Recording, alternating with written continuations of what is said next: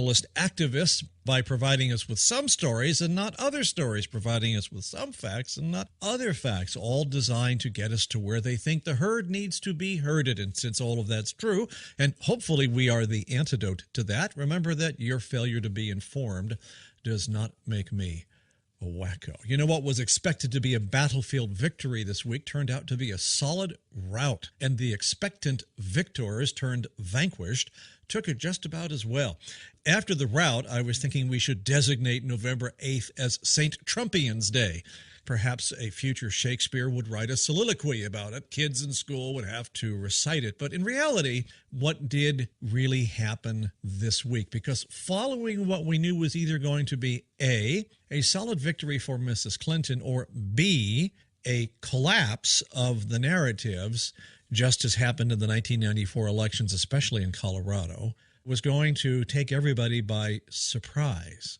So what did happen this week? Well, the first thing that happened is, as I've said many times on the program, a clear example of what happens when reality becomes real and how well people take it. Remember, in 1994, the polls got a lot of things wrong, and the next day we saw the same obituaries in the media, and indeed we saw the same obituaries this week in the elitist media as they once again tried to cram their worldview down on top of everything that had just happened.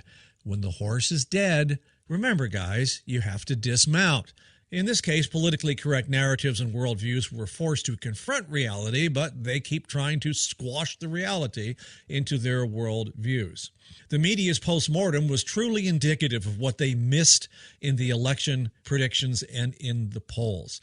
Mr. Trump won the election because those of us who live in flyover land are living, according to them, this is their interpretation, in a seething hotbed of hatred, which acts like an ugly, ignorant, unwashed mob consisting of homophobic, misogynistic rabble and its strange Bible-thumping miscreants. So they keep calling us that instead of engaging in persuasive argument or responding to our objections or arguments. And they can't understand it, but that's exactly why Mr. Trump was elected. It's the very fact they have done nothing but call the people in flyover land names with little rational argument that people have voted the way they did. They're sick and tired of it. The elites are living in a bubble. The bubble is called New York, or maybe Washington, or sometimes Los Angeles. And you could see this the day after the elections to figure out what was going on in flyover land. Did they send people out to say, what are you people really thinking, rather than just the pollsters? No, they didn't do that. They talked to each other about their worldview, about their view of us, and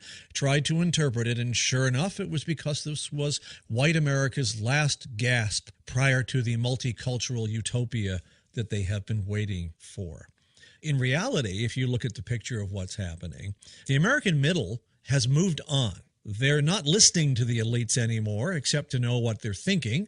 A surprising number of African Americans and Hispanics crossed over, despite all of the usual decrying and acrimony and nonsense and intolerant words they receive for doing that, and have realized that the politically correct crowd has been promising them things for years and never delivered, but rather has held them captive and even prevents them from having school choice for their children. It's the very attitudes they manifested that caused people to vote the way they did. It was almost a self-fulfilling prophecy. You know, I'll ask that old question I've been asking for the last few weeks here on the program. What have we learned from this so far? Well, we've learned that flawed worldviews will always be wrong, but their adherents will not change, but rather try to reframe the worldviews and events to compensate for previous disasters and failures and to perpetuate the worldview. The media and the political elites realize they have lost control of the narrative and the debate. Remember, he who frames the debate usually wins it. They have lost that control, and that is due largely to end runs by the alternative media. That means war in the future. Republicans have a mandate to fix things, is the next thing we've learned, but they had that in 1994, and they blew it. Are they going to do it now? Because here's the big deal. Politicians, not Donald Trump, not Barack Obama, not George Bush, ever manage to keep all of the promises they make during the election campaigns because there are intervening forces. Remember that my predictions back in the early part of the 2000s was that as we entered this new paradigm, we'd start a pattern of throwing one group of rascals out and vote another group of rascals in with little result as things just kept getting worse. Because the next thing we've learned is the public is oblivious to the real problems confronting us, which will affect us all.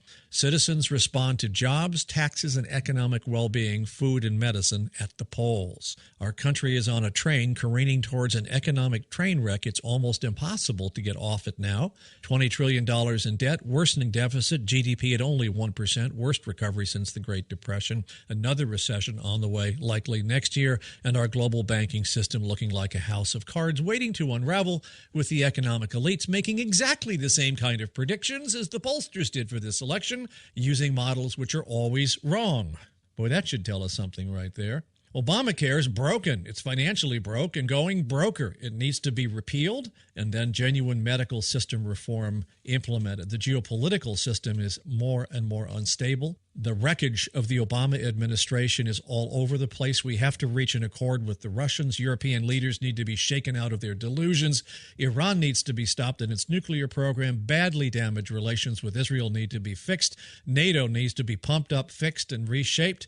Immigration needs to be brought into something that is livable. And the president, no matter who he or she would have been, in this case, Mr. Trump, will be blamed for everything that goes wrong, as at the next elections, people throw out rascals only to put more rascals in.